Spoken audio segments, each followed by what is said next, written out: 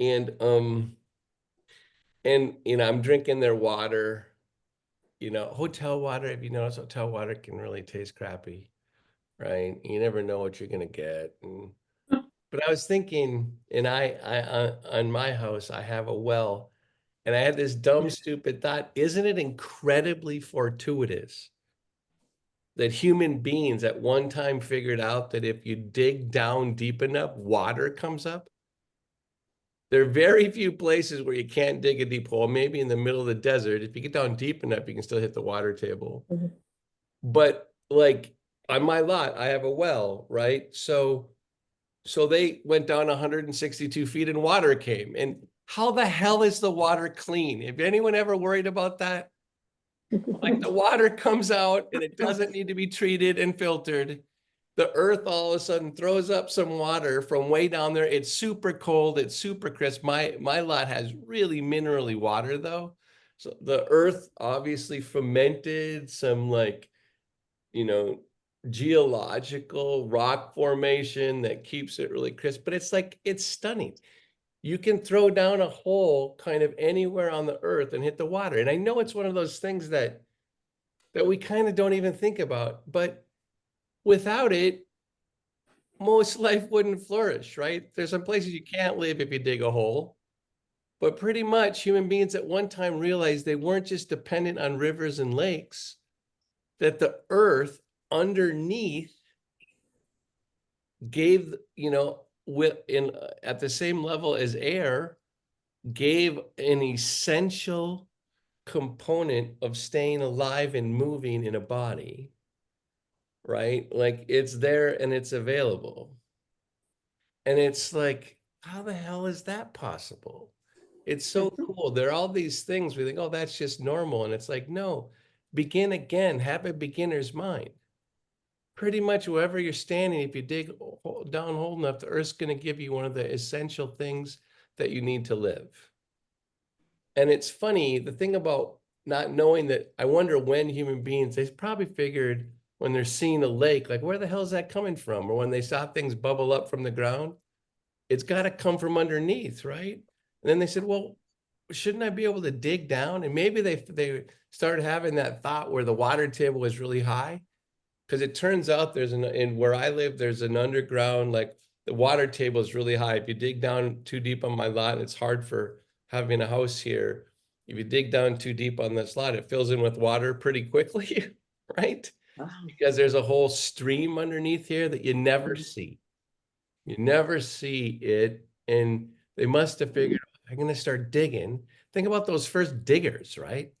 They start digging down, and then they go, well, maybe I better go another 50 feet before water comes in. I just love the innovation. Underneath, there's a resource, but you can't ever see it. You never know by looking out on top of the ground that there's water running in. There's streams underneath there. But how do you tap into it? Right? And yet it's nourishing and life sustaining. Now, as you can tell, I'm heading towards an insight of what's the reservoir of resource that exists in us and runs through us that isn't apparent, right? That isn't apparent. And human beings, we spend so much time for survival because we're running from saber-tooth tigers, because the earth just didn't give water to human beings. The earth is like an equal opportunity life giver, right? In fact, its only requirement is that you can perpetuate life, right? It's a great experiment. I learned this from the overstory. When you think about the earth, it's a great experiment. The only things that last over time are things that can sustain its life from the resources given, right? So from running from saber-tooth tigers, we got very outward and have a harder time tapping into what our senses can't perceive directly, right? Except it's a resource. They're underground reservoirs, but you have to be able to seek differently. You don't get to pick up a rock and throw it to hit a rabbit to eat the rabbit, right? You actually have to like seek without being able to get feedback, right? And human beings have struggled with how to channel this energy. So sit up straight and tall. You can have faith, and it's a smart way. You can have faith in that there's some creator and somehow, or there's, right, that's one. There are many, many, many access points to the underground reservoir, because the reservoir is actually already given, one of which can be more directly tapped into through the body, through asana. So as you sit up straight and tall, but it entails having to seek into spaces that you don't get to control. So as you feel your feet on the floor and on your sitting bones, and you're trying to create the conditions where you're not creating the lightness, but you're tapping into a lightness that's running through your spine. Turns out this energy in your body, and particularly in your spine, is both grounded and it's rising. It's going in every direction at once, and it's really hard for the mind to allow that, because that's why when you're centering, you often want to close your eyes, because it's like, wait, there's a story underneath, and it's a story I can't quite grab, but I can receive. Think about how that simple language is how you tap into resources beyond yourself. You have to figure out how to receive it, not know exactly where it's coming from. So your feet on the floor, there's a rise and a fall. So now you're going to try to add your will to it. I've been talking a lot about adding your will to things. So you're going to start to ground, feel your sitting bones a little more. Extend from the inner groin down to the inner knee to the heel. And then that helps the rise, because you're actually just trying to plug into where the well water is. And it turns out that with people that drill wells, they kind of can do some sort of magic and figure out where they're more likely to find water. There are techniques for tapping water to find it. In fact, in our history, there were people that thought were like shamans that would find that were water sticks, but actually yoga gives you a way to tap into it directly.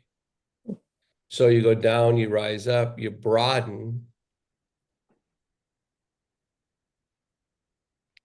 you let the empty space fill in, soften your jaw, the inside of your mouth, balance your head over your neck.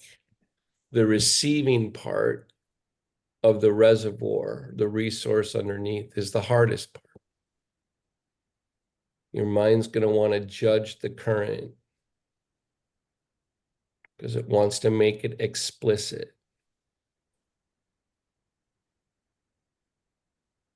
That takes away from it. Put in awareness into each foot, each sitting bone, each lung, each nostril. Breath in, breath out. There's not just the reservoir, there's wind, there's air that comes through there. There's the earth that has to be felt. There's the sky that has to be stretched for a little bit. So the water fills in from every direction and it moves with your breath.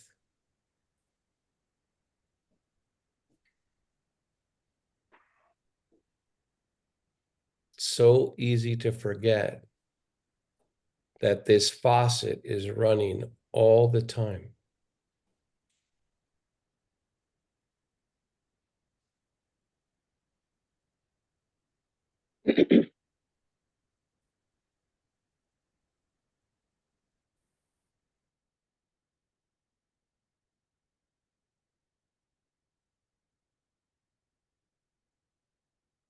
And it runs right through you.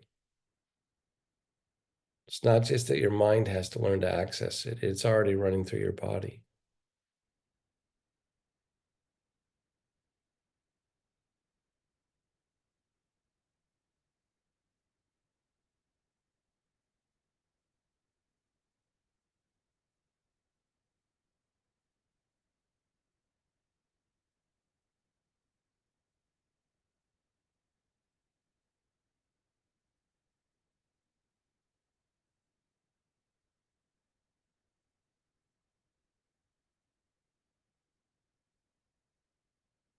For me, in the lift of the chest, there's hope. So repose.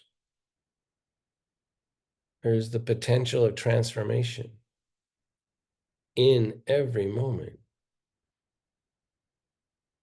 every single moment. Something is given, it's revealed.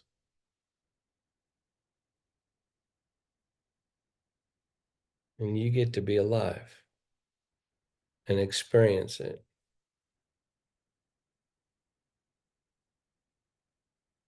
Awe.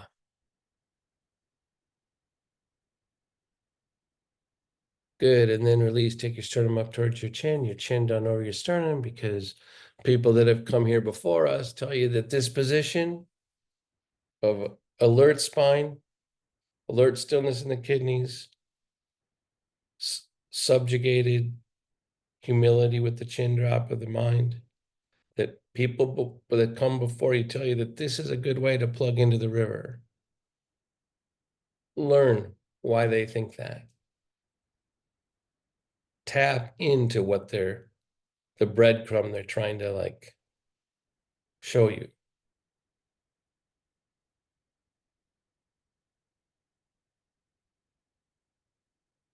The clarity of the exertion should make the water clearer and crisper. Takes time though. Raise your head up with closed eyes. Open your eyes. So one of the most important lines in waking is that the inward dimension, that where I'm comparing to underground water today, either can connect you or disconnect you. You can either be afraid of it or you can let it come through you, right? So today I need it. Like I overexerted with my shoulders all weekend, and so I am super sore today, right? Where on my outer body. So today well, actually it feels kind of good. I was going to say I'm not going to move around as much because I am incredibly sore, right? So especially today, without it just being a mental idea, I need to know that the river, the resource underneath, is here at a level deeper than my outer body that I'm sore in. Right? So I'm just like, movement for me today is like, whoa, whoa, right? So I'm gonna move my spine a little bit, like we always do, because we have all these things we do in every class, kind of start moving gravity and start getting our groove on a little bit, right? Because the groove is one of the ways to access the river, the underground reservoir. What's wild about the underground reservoir is that it's absolutely still and it goes into movement.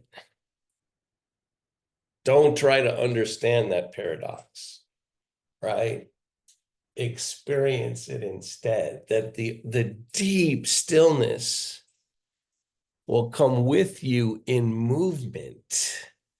And it turns out it's a little bit more accessible. See, I'm already beginning to, I can feel the relief coming. It's a little bit more accessible if you have a sense of space in your spine. If you're not compressed, remember, I've been talking about how compression, especially in the spine, um, um, blocks the river that's waiting for you, right? But it's not, and think about it, clenching your jaw is also a form of compression in your spine. It's just at the top. So one of the reasons why we keep the lips together, teeth slightly apart, or the base of the tongue softer, is we're trying to make sure that we don't pinch off the water right near the top of it, right? So now keeping this open at the top, right? And the earth near the base of the spine. So feeling the sitting bones, right? Right. So you ground it because the water's coming out of the earth. It's coming from what's unseen, right? And you try to keep the top of the faucet of the stream, or the top that you can block. You try to keep the inside of the mouth soft at the base of the tongue, because the base of the tongue connects the inner ears, right? It's different than the tip of your tongue. be really hard to soften the tip of your tongue, but it's not as hard to soften the base of your tongue. And it connects inwardly to where the water is, to the resource is, because the base of the tongue makes you hear the silence differently, the quiet part. So you get the earth and you get the quiet part at the top. You're trying to not pinch, and then you make sure you direct it through your chest. Right? You make sure that the place that we call where all the emotions are actually is getting fed by the earth and open near the top. And the world changes. Right here. We're in Nashville, and there's the theme of Nashville is something like spread love, and there's a really cool organization, another nonprofit was down there called Thistle Farms that helps trafficked women, right? Their thing is love heals, right? The transformation that occurs when you keep the earth and you keep open to the spigot, if you can get it to go through the chest well, that's what human beings might call love, right?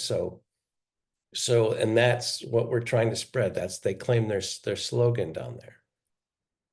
So do all that, keep the base, keep the top open, transform it with the chest, and watch your breath. Inhale, exhale. We're doing all these things because I don't want to move my arms yet, right? They're sore. I'm trying to find the well water underneath. Good, and then release. What if all these things I'm saying aren't just words? So I'm moving around again, right? Right? Because I know that I'm going to receive better if I'm not too damn serious.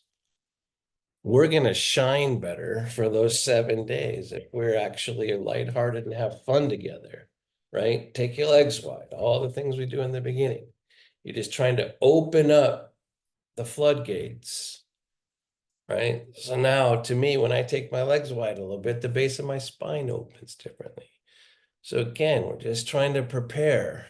And what I'm already experiencing is that where I woke up this morning thinking my arms had quite a task today. When I'm starting to feel more of my spine, I'm beginning to feel that my arms have company, my shoulders have company, my forearms have company, right? So that it's not alone. And it's funny, we forget that there's water underneath. And then to quote David Byrne, there's water at the bottom of the ocean too, right? You forget about where all the water is, right? So I'm moving back and forth, trying to open the floodgates so I can honor. So if you want to take your arms up in the gentle movement, I'm going to be real careful here, right? But now my arms don't feel as alone. My shoulders don't feel as alone. So I can do it differently. Here's the real sore one. Oh, right? But I'm staying where the resource is. I'm not just trying to win at my shoulder. I'm trying to stay connected to my spine, to stay connected to the river, right? To where the water is. It's beginning to come out better now for me. And my shoulders aren't feeling as alone. Right? So I'm still I'm gonna go in circles now because I'm gonna watch the balance, the shifting of my sitting bones and what I feel in my feet. And I'm gonna keep my chest lifted because I want the center of my chest instead of being afraid of what's gonna hurt today, I want my center of the chest to open to a little bit of sun, which is a great song by Semis, right? Which I needed to. So I'm moving around. So I'm going to go in one direction. Right now I'm going in the opposite direction because my brain wants to go in the one he knows. I like this one better, right? Because we like to narrow the world down because the mind's going to narrow the world in order to participate. Your body doesn't have to narrow the world through judgment, right? Your body just is here. It doesn't have to judge to feel grounded, right? Your body does a better job with the water because it doesn't have to judge. Your mind judges, right? And that's its superpower. I'm glad I have a judging mind, just not all the time, right? If I can get my mind to just receive what's here, it won't feel like it's all alone as much. Legs are going back together, right? Getting minds to receive. Holy cow. You'd think these things would be easy. They're not easy. Hands together. So I'm trying to find my midline now. So I've got this kind of lighter feeling beginning to happen in my body where within the places that hurt. And I know we have different stories of what hurts on the call, but I'm trying to now get to that water, the water table underneath. Now I'm going to try to find my own midline again through hands in prayer. So I'm being really cognizant of where my elbows are, where the heel of my hands are, because I know my bones. I mean, I've been talking about the bones a lot for the last couple of months, right? Earth goes here. The bone of the elbow is feel my sitting bones. Use precision as a form of paying homage to what's happening here. My precision doesn't control what's happening here. It pays homage to what's happening so I can plug into it. I think the image I used before was you're diving into a pool and you want to dive into the pool and make as little a splash as you can so you can take in the expanse of the water. So one of the reasons I think meditators got really quiet, right, and they sit still usually, is it allows them to be part of the pool or the river while making this small of a splash. I mean, a yogi's looking to become more of a kayak or a canoe than a motorboat, because being more of a canoe pays better homage to the fact that the resource is always here. Good, and then release. So just as a pain management strategy, so like right now, again, I'm going to talk about my own case, right? I'm having a wild spasm through my forearm, right? So that's happening and it's beginning to do some stuff and even pinch a nerve a little bit in my wrist. So I'm going to go back to my bones again, right? So it's happening, it's beginning to settle down, but I'm trying to like then get to my bones so I can have this happen and have the pain not be the only story. I'm not trying to pretend the pain's not happening. I'm trying to make sure it's not the only story that my mind pays attention to, right? And so what I want is to realize whatever your mind's experiencing in the body, especially with chronic pain, it is not the only story that's occurring, right? So I can get to where the river is wide and it's got eddies and streams, and some of the streams are coming as pain, right? But I want to feel the fullness and receive the fullness of the river before my mind just pays attention more to the where it's getting stuck, where the river's getting blocked. To observe the fullness of the water resource. It helps if I soften my jaw, the inside of my mouth, lift my chest, and feel my spine in both directions. So I'm giving you a whole bunch of pain management strategies right now. This is way more practical than the word sound. And I'm going to breathe. And lo and behold, today, this time, some of the spasm in my forearm has disappeared because my mind just isn't amplifying that muscle that started to overflex, started to grip because it was trying to hold on, and you can't actually hold on to a river, right? And then back up.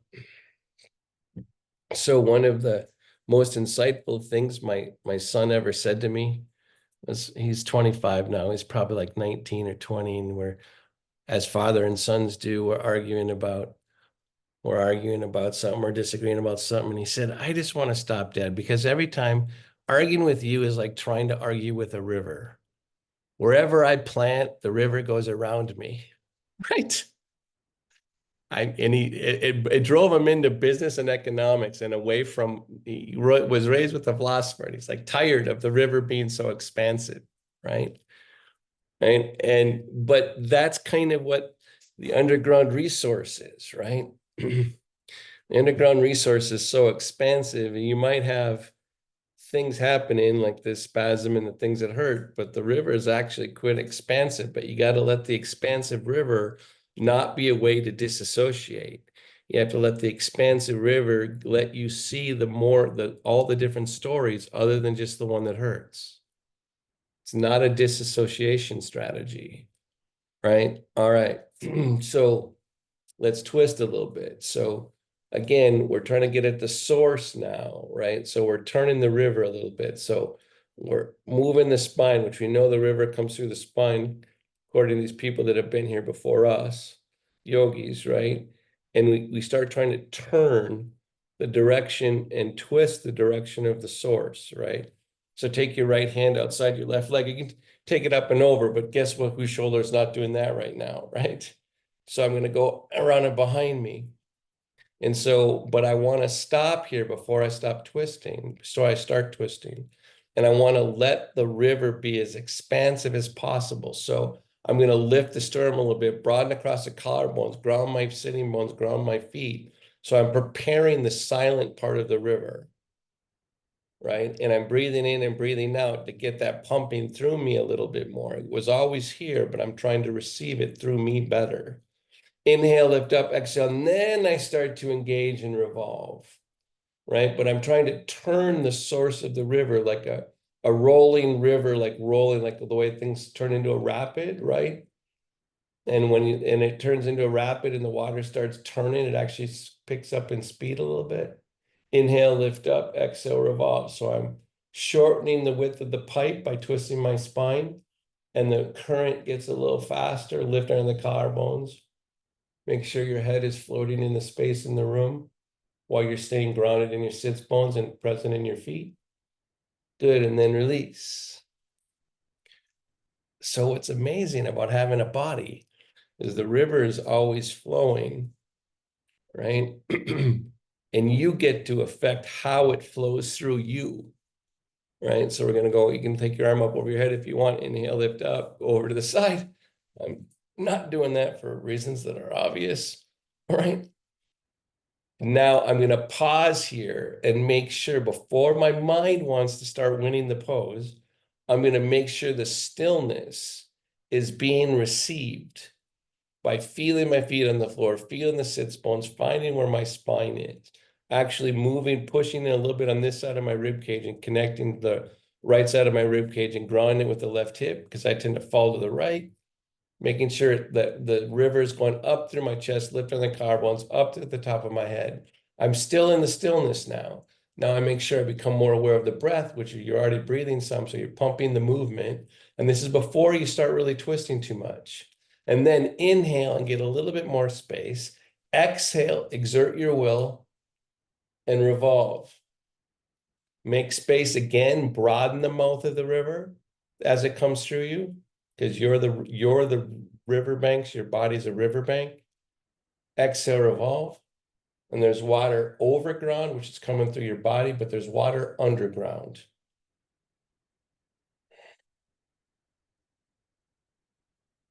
Good. And then release and come on back to center. Now I'm going to try to feel like for a second which side I twisted a little deeper into. I have a harder time twisting to the right. So I try to come back in center before I go forward and make sure I like know that one side didn't twist as well. So I'm going to try to equalize it right now. So I'm leaning forward, putting my forearms on my shins, connecting my, not on my shins, on my thighs, connecting my bones equally from side to side, making sure as much as I can, my spine is twisted more than most because I have pretty bad scoliosis. I'm trying to de-rotate my rib cage. So I get my rib cage feeling equal from side to side as much as possible. And so I'm equalizing because I know I just asymmetrically worked one side more than the other. So now I'm trying to, the river, underground river is always flowing in a balanced way. It's my body that receives it off balance. Trust me when I say, and trust the yogis, that the river is always flowing balanced. It's always even. Your body's just not plugging into it for a good reason. Gravity's done a number on my body and on my muscles. So has trauma. But I'm breathing in and out. Okay, so I'm going to open to a little bit of sun again, because remember, we're supposed to shine coming up in this next month. So I'm going to, because I know when this part of my spine opens skyward, it feels like more like sunshine. So I'm doing a little bit of a back bend, riding under my collarbones, but I'm collecting resources to come back to the earth. So I'm feeling the open. Don't do this hard, because we're just kind of making sure we're feeling the whole expanse of the river. Right? And then come forward, because now I want to go back towards the earth. Come forward. We're going to do a little bit of upward facing dog. So come forward, ground. I'm clasping my hands together between my and with my forearms on my thighs, because I'm using bone energy as part of my stability. Right? So I'm going here. I'm staying on balance. I'm clasping my hands. You could do it in prayer. I'm actually a little bit more in headstand setup with my hands, right? But I'm making sure I'm trying to be the stillness part. I'm trusting that if my bones create the structure, the river will flow through me better, like better river banks. So I'm feeling each foot. I'm feeling my forearm bone against my thighs near my knees. I'm de-rotating my spine, because you might not need to. Maybe yours isn't as turned as mine. Now I'm going to hit down, and I'm going to hit down through my sitting bones. I'm going to lift on my collarbones. Whoops, it's funny. Like as soon as I do that, you see the sun hits my forehead. I know when I turn skyward, I'm getting a little bit more sun, right? Doesn't matter if the sun's actually there. So I'm going from the earth, from my bones, from the stillness, and I'm exerting, broadening across the collarbones, dropping the shoulder blades. But I'm looking for from the submerged energy to the sun energy. And if you can, I don't want to look up, it's so bright because the sun's coming right through my tandem window, right? But look up and let the light in. I'm going to let it through my eyelids, right? But as I let the light into my eyelids, I'm making sure I stay with my bones. And then release. Feel that for a second. You know, when you look up at the sun with your eyes closed, does anyone, if you kind of notice, you can almost see your eyelids become translucent, right? You can actually kind of see through them a little bit, but then you can actually see the veins too in there, because there's blood flowing through there. The resource was always coming through you. So we're going to do it again. We're going to do from the earth into a back bend, right? So again, we're going to come forward, create a base, create the river banks, use the bones to connect to the earth, kind of like the heel of the hand in prayer. Now, where the heel of the hand now is the feet on the floor, your forearms on your thighs, right? And we're going to add a little bit to get a little bit more congruent with what's going to happen. Hit down with your sitting bones and lift your very low abdomen up. Let it feed your chest. So we're letting the river start to change into the shape of my body, right? So by hitting down through the sitting bones, lift lower abdomen up, you're doing one of the core beginning of a bandha, right? Uddiyana bandha, but let's not worry about words, right? So you're getting that to come up through your chest. Now catch it by broadening your collarbones, dropping your shoulder blades, right? Start to lift on the collarbones, and then go up, up, up, start to look skyward. So you're doing upward facing dog. We're being very cognizant to bring the river the water that's under the ground up towards the sky. And look up, drop the shoulder blades, keep the bones holding the earth or connecting you to the earth, broaden across the collarbones, keep looking skyward. Good, and then release. Come on down. So let's go back. So that's a real focused way. And the earth goes skyward, it's much more focused, right? So moving around a little bit again, if you want to, saw a couple of you naturally wanting to do this side to side. I see this being a pretty favorite movement for a lot of you to do between poses. For those of you that are doing it, why? Why is it you're wanting to do that? It's not a bad thing. I think you're trying to probably get your rib cage open and you're trying to not feel as trapped. But I don't know, you have to ask yourself. It makes sense, right? If you really follow what your body asks for, it's almost always going to make sense. It's your mind that ends up not making sense, mostly, right? All right, so now sit up straight and tall. Why the sun came into my eyes, so I can't even tell. Eyes aren't even seeing stuff. Okay, it's 47. All right. So now I'm gonna do a different kind of back bend. I'm not gonna come out of the earth as much, but I gotta, as I lean back in my chair and I'm gonna go back over the back of my chair, I gotta make sure, even though my body position has changed, that I'm channeling and becoming a conduit for the earth energy still. So I'm gonna grab, in order to make sure I keep the earth connected to this back bend, which I can fall in love with and tweak my neck. So I can't see you at all because the sun's blinding me, but I'm going to connect to the earth here by grabbing my legs. I also have armrests here to make another bone connection. So that makes this, for me, armrests help this back bend, right? So when I'm about to go back over the back of the chair, I'm going to go down, pushing on my thighs, and I'm going to push my femur bone that way as I go that way. So I ground the earth. And actually, because I've done so much yoga, I actually grab my thighs and pull the skin from underneath my leg and rotate the top of my thigh in, because I know this action of inward rotation, oh God, it just feels good. Like, just stop for a second, grab your legs if you can.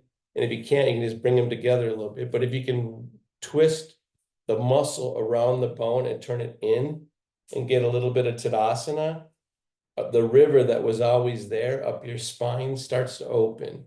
So I'm going to turn my thighs in, push them out as I go up and back over the back of my chair.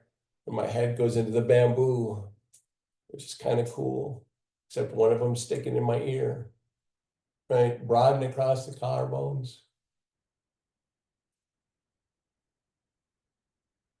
Don't try to take too deep a breath. Just feel good. Come on back. I'm going to come forward again. I'm not going to do the full-on focused upward facing dog, but I'm going to ground and I'm going to visit it real gently. And then I'm going to take that energy and go back to Urdhva a little bit more. Again, I'm rolling my thighs in to get the river, the core river, hitting out. As I go towards the earth, I'm going skyward with the center of my chest. Up and over. Oh, I got the bamboo knot in my ear. It's a little bit better. That leaf. Broaden across the collarbones.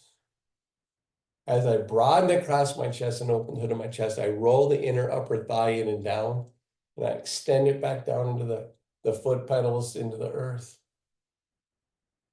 Breathe. Good, and then release. So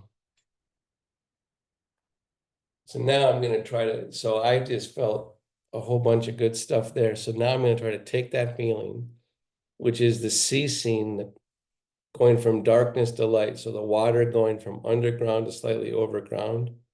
Now I'm going to try to like start to rock around again and bring it into a sense of rhythm, right? But I'm trying to stay with what just got revealed. So it's like in a way, some of the underground water started to come out through the well, right? And so I'm going to move around to try to make sure it feeds the empty space and doesn't just stay too focused, right? I want it to disperse, right?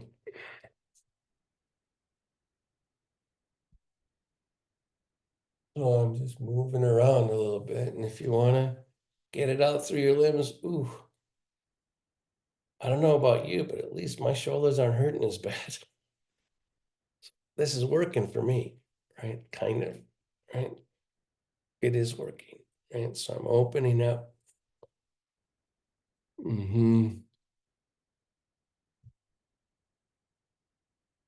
So move as your body, but stay grounded with the earth. So don't just be flim flam moving. Move with the ceasing and the movement. Know that there's a resource of water underground.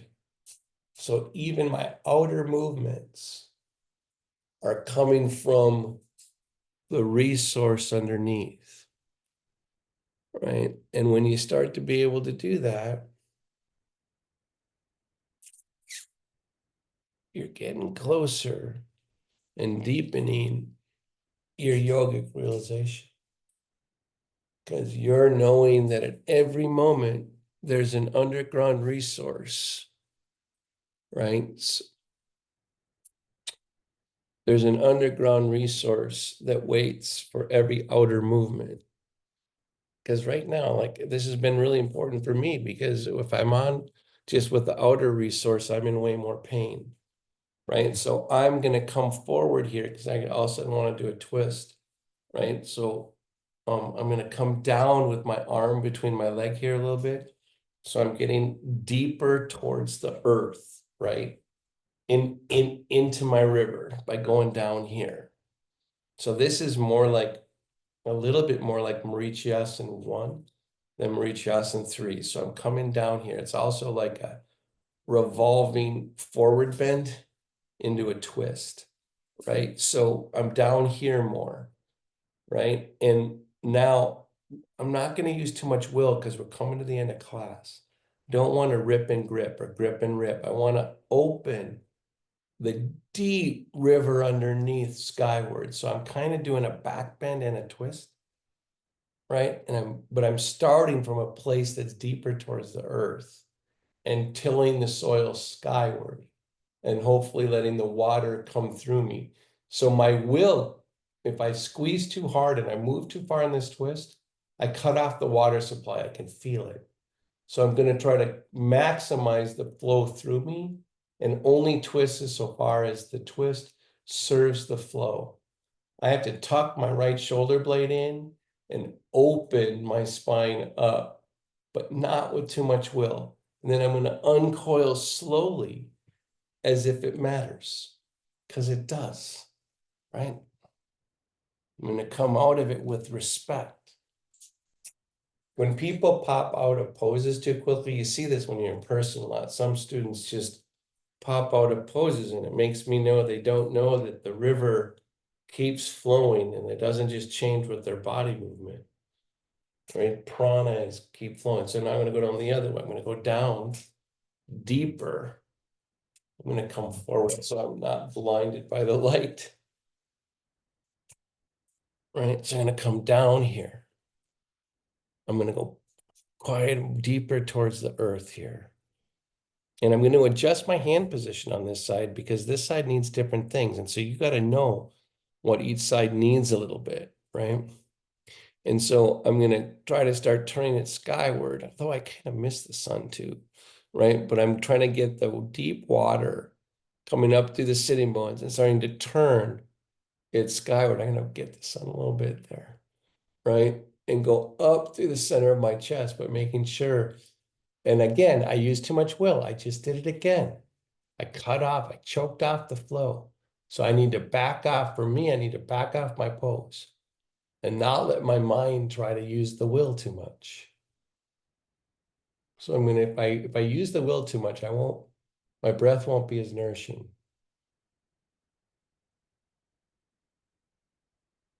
Good, and then release.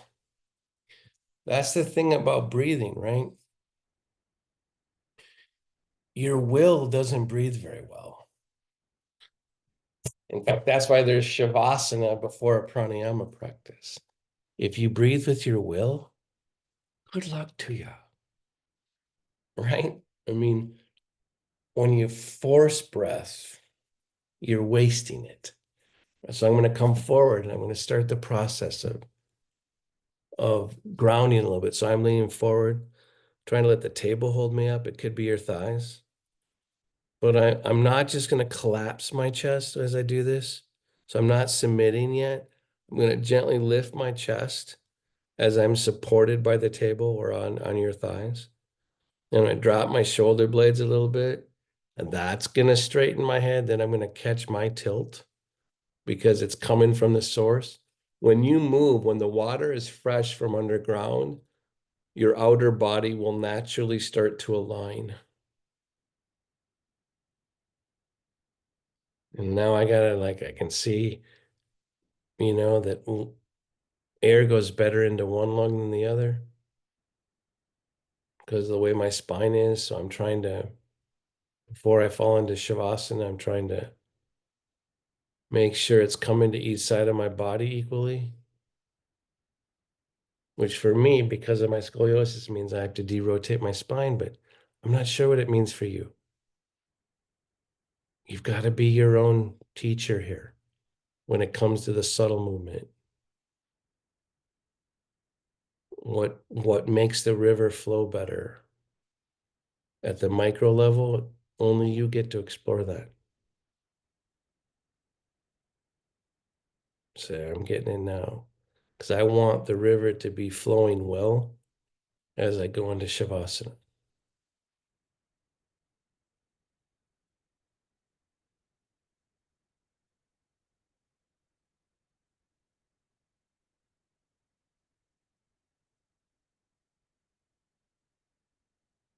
Good. And then come on back up. Find it more in an upright position. So for me, and like because I started with so much soreness, right? When I got it flowing again after class, my muscles are going to want to go back to the grip that they were in. So this Shavasana matters a lot because of what opened. Remember I said like the my shoulders started to feel not as alone. But when I go back to the rest of my life, I'll make my shoulders overwork again. So this Shavasana, I want to get equal in my body and try to like remind my shoulders in the quietness that they're not alone because my mind will forget that as the day goes on. It's not even my fault. That's how life goes. So I'm trying to get symmetrical in my feet, my sitting bones. I have an elbow on each armrest, right? I'm balancing my head over my neck, softening my jaw, the inside of my mouth, making sure that the ceasing becomes part of the Shavasana. Because the river isn't actually a river, it's a gigantic ocean. We've been talking about it as a river because we've been moving it through our bodies. But it's also without direction. It's so big, it just flows in every direction. That's part of why Shavasana is most often done laying down because it becomes clear that the relief goes in every direction. But you can find it upright too. So really let your chair hold you up. Let go. So when the water comes up through the spine, like a fountain coming out of the earth, the water goes in every direction when it's above ground. Your body's above ground. The water of the ceasing comes up and through the body, but goes in every direction. That's why I want you to feel the ceasing, the quiet in your ankles, your knees, your hips, your shoulders, your elbows, your wrists. Because the conduit of the ceasing river is space,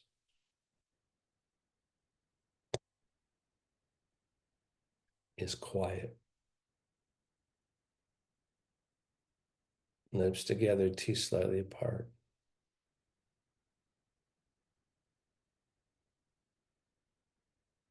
the hum,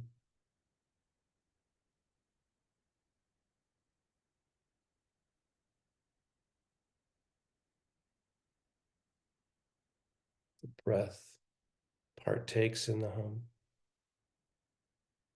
without being an object of focus. Feel your body.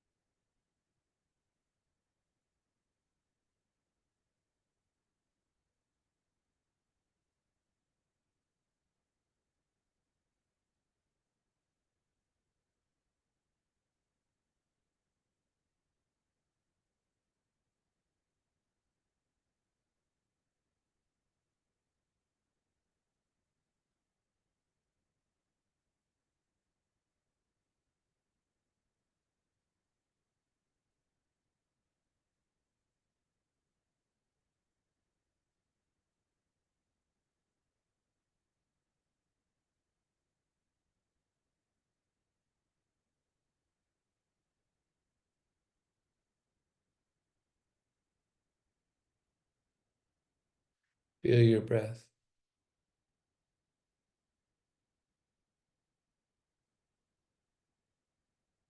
Start to bring yourself back.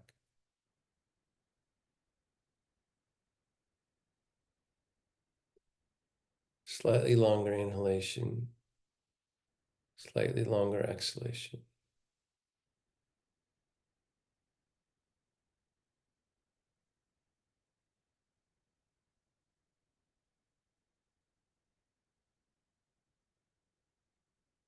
When you're ready, let the underground water have more light. Open your eyes.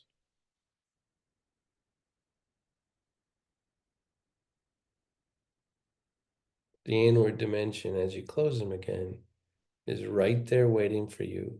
And it does not vary even when you open your eyes. It's still there. The light and the water underneath are not exclusive. They're inclusive.